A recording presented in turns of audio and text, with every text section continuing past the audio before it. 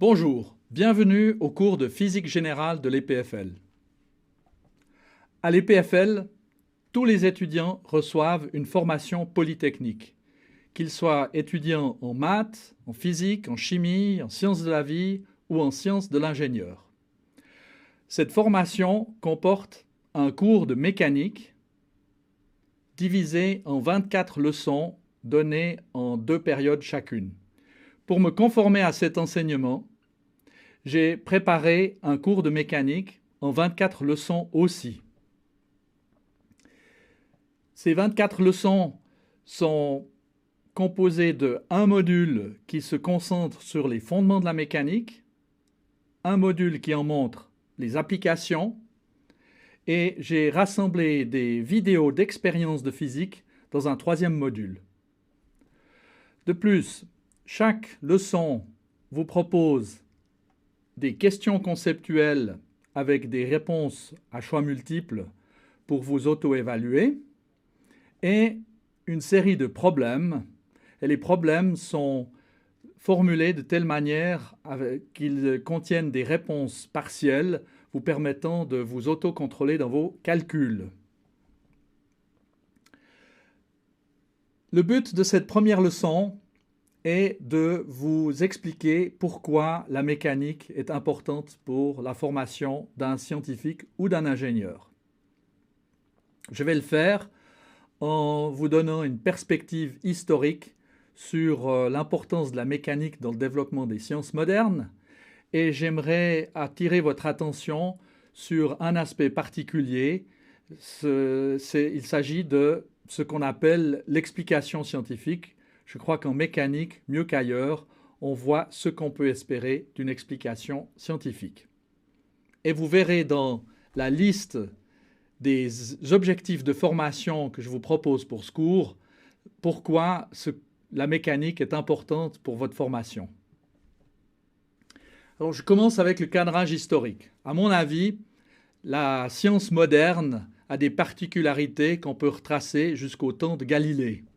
À partir de ce moment-là, Galilée et ses contemporains se mettent à développer une attitude d'expérimentation de la nature, une interrogation de la nature, si vous voulez.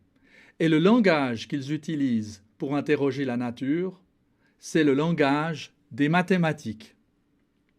Grâce à Newton, la mécanique devient une théorie physique. Et cette théorie se fonde sur les mathématiques. C'est absolument évident chez Newton, qui avait d'ailleurs dû développer une forme de calcul différentiel pour aboutir à ses fins. Je noterai aussi que le titre lui-même du traité de Newton, Principes mathématiques de la philosophie naturelle, nous rappelle l'importance des mathématiques en physique.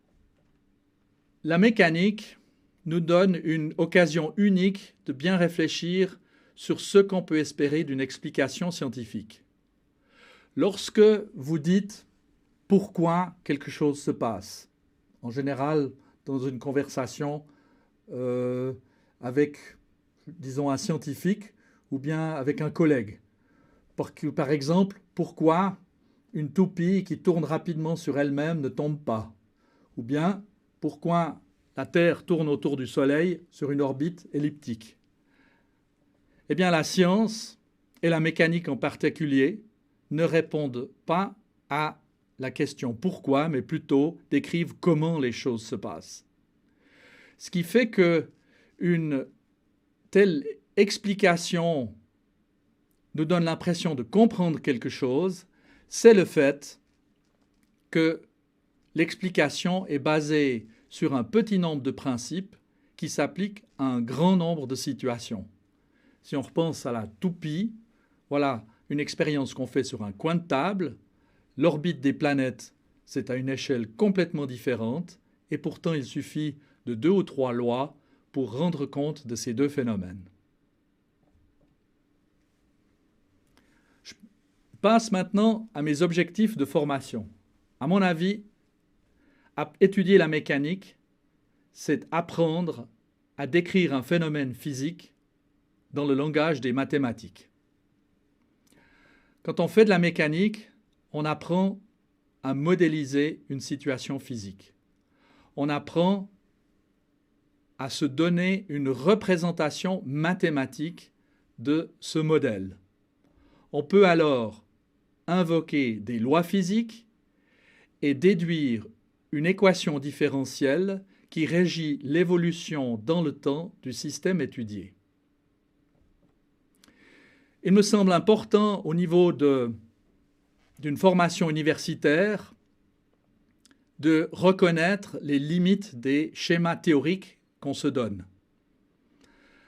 Ainsi, dans le cadre de ce cours, on va commencer avec le modèle du point matériel et on va se poser la question de savoir dans quelle mesure on peut représenter un objet comme un point.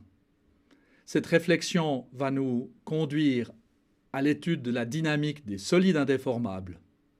Dans la même optique, je vais préciser très clairement dans quel cadre conceptuel on doit introduire une force de Coriolis ou une force centrifuge. Et enfin, on verra ce qui a poussé les scientifiques de la fin du XIXe siècle vers des problèmes conceptuels qui ont nécessité l'avènement de la théorie de la relativité. Un cours de mécanique n'est pas un cours où on doit apprendre beaucoup de choses par cœur. Il y a peu de termes, peu de faits et peu de lois à mémoriser. En revanche, ce qu'on fait en mécanique, c'est qu'on développe un savoir-faire. Et ce savoir-faire est basé sur l'appréhension de quelques problèmes, de quelques systèmes et de quelques phénomènes. L'enseignant choisit ses thèmes selon ses affinités. Dans le cours de mécanique mieux qu'ailleurs, on apprend à adopter une démarche systématique. On verra en mécanique ce que je vais appeler une marche à suivre et je vais beaucoup insister pour que vous appreniez à résoudre des problèmes en suivant cette démarche. Une difficulté qu'on rencontre en mécanique, c'est qu'on utilise des mathématiques et on les utilise en dehors du contexte dans lequel ces outils sont généralement introduits, dans le cadre d'un cours de maths. Cela représente une difficulté supplémentaire, mais y arriver dénote une maîtrise des outils mathématiques. Il arrive qu'on soit confronté, dans le cadre du cours de mécanique, à l'usage d'un outil mathématique qui n'est pas encore connu. Lorsque cela m'arrive, je dis à mes étudiants que c'est une opportunité. C'est l'occasion de réaliser l'importance de cet outil mathématique et ce qui fera que les étudiants seront d'autant plus motivés à être attentifs au sujet lorsqu'il sera abordé dans le cours de maths. Je vais compléter les modules théoriques avec des vidéos d'expérience. Il y a plusieurs raisons pour lesquelles j'estime que c'est très important de montrer des expériences. Il y a d'abord une raison historique. Depuis Galilée, on s'attache à démontrer dans un auditoire les phénomènes qu'on aimerait décrire et pour lesquels on veut développer des lois physiques. D'autre part, il y a quelque chose de l'ordre du symbolique. On est tous séduits par une approche hypothético-déductive. On aime bien cela, mais il ne faut pas oublier que la physique se construit et se valide par la confrontation à des expériences. Alors montrer systématiquement des expériences nous rappelle la base véritable de la physique. Il y a une importance méthodologique, c'est que quand on regarde une image comme celle que je vous propose ici, vous avez un montage dont on va tirer, abstraire, si on veut bien, un modèle mathématique pour rendre compte de la trajectoire superbe de la diode attachée au bout de ce pendule. Mais il faut voir qu'on a fait ce travail de modélisation à partir d'une réalité matérielle.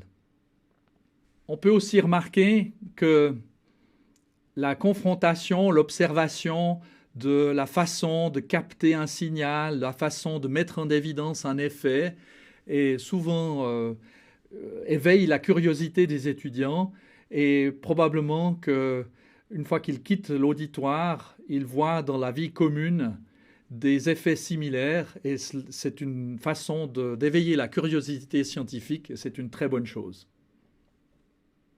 Enfin, j'aimerais signaler que, par souci de commodité, j'ai rassemblé les vidéos d'expérience dans un module séparé des modules qui contiennent les développements théoriques.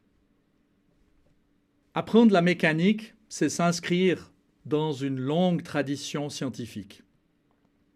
Au XVIIIe siècle, fort du succès de la théorie de Newton, les gens se sont imaginés qu'on allait pouvoir un jour atteindre un déterminisme sans limite. Laplace, par exemple, imaginait qu'un jour on puisse écrire l'équation qui régit l'évolution du grand tout, de l'univers, de l'atome jusqu'aux échelles interstellaires.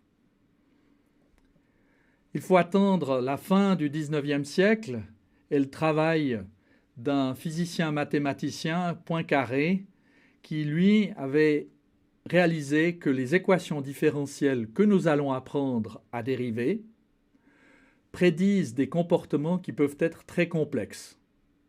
Il faudra attendre le milieu du XXe siècle pour que ces idées se répandent en ce qu'on appelle de nos jours la théorie du chaos.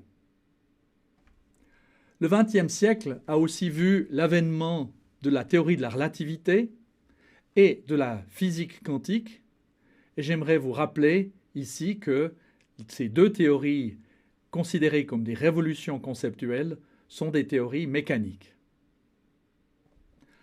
Enfin, j'aimerais vous dire que j'aimerais que vous gardiez à l'esprit que ce que vous apprenez dans le cours de mécanique a une réalité dans les laboratoires actuels.